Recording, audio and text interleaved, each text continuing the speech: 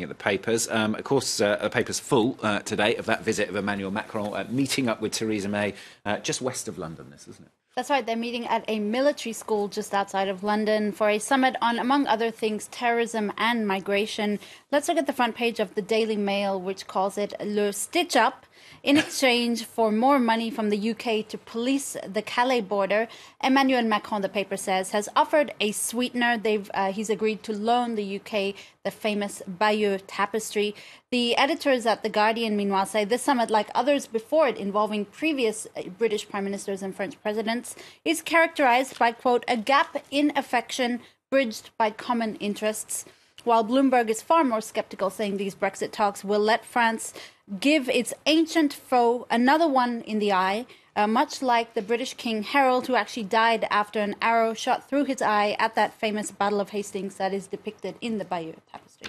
Okay, we shall see if it comes or not. Now, moving on to reactions from North and South Korea, agreeing to march under one flag at the upcoming Winter Games. A historic decision indeed, Stuart, that has been the subject for cartoonists as well. Let's show you this one from a Dutch cartoonist who calls it Peace on the Ice Show. A fantastic illustration showing Kim Jong-un twirling on the ice with great legs, I must say, and a fantastic leotard with that infamous nuclear button in his mouth. That looks like a rose, actually. Now, Park Moo-jong, who is advisor to the Korea Times, a newspaper in South Korea, really expresses his skepticism about North Korea's participation. He says the fact they're sending hundreds of non-sports delegates, like cheerleaders, really casts a shadow on what his real intentions are. Is he just trying to buy time to develop his nuclear weapons? Nonetheless, Park says the fact they're even attending is still a big step. It could break the deadlock and help bring peace on the peninsula. Something different we haven't talked about yet on the programme. This is a report in the journal Nature claiming to have narrowed down global warming predictions. That's right. It is for some sort of denying that climate change is happening as fast as others say. The report is not really aiming to debunk theories about climate change or support the beliefs of climate skeptics. Rather, as the website Wired explains, the aim is to find a more clearer approach to the way we determine global warming limits, like the famous 2% that was agreed at the Paris Climate Change Accords. So it's been widely accepted that the potential range or acceptable range of warming is between 1.5 and 4.5. Well, according to this new study, the lead author, Peter Cox, says his team arrived at 2.2 to 3.4 degrees, so slightly warmer, essentially saying our current estimates are perhaps a little too alarmist, even if he says the real message here is that climate sensitivity is large enough to necessitate action, but not so large that it's too late to do something about it. Another Donald Trump story. He's held rather a bizarre fake news awards ceremony. That's right. The U.S. president, as ever, has his priorities straight. On Wednesday overnight, he announced the Fake News Awards. It's part of his anti-media project.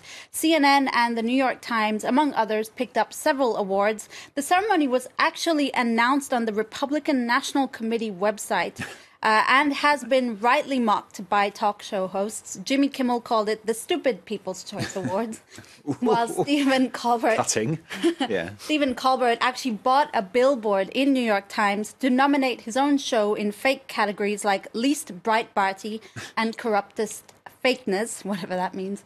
Now, speaking of scandals, Donald Trump is engulfed in another scandal, this one involving In Touch magazine. They've dropped 5,000 words of excerpts from a 2011 interview with a porn star called Stormy Daniels, who says she had an affair with Donald Trump in 2006. Now, this has been well documented. It came back into the news this week because the Wall Street Journal reported that Trump's personal lawyer may have paid her over $100,000 to keep her shut. So in response, In Touch magazine has published excerpts of that interview claiming, or essentially what is Daniels' confirmation, that she did indeed have an affair with Donald Trump.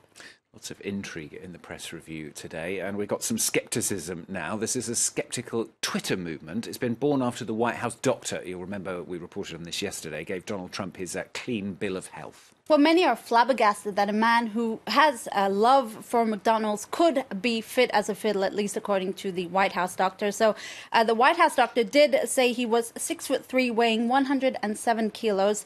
Hence, the girther movement, which is actually a play on words of the birther movement, when Donald Trump repeatedly asked Barack Obama to prove that he was born in the U.S.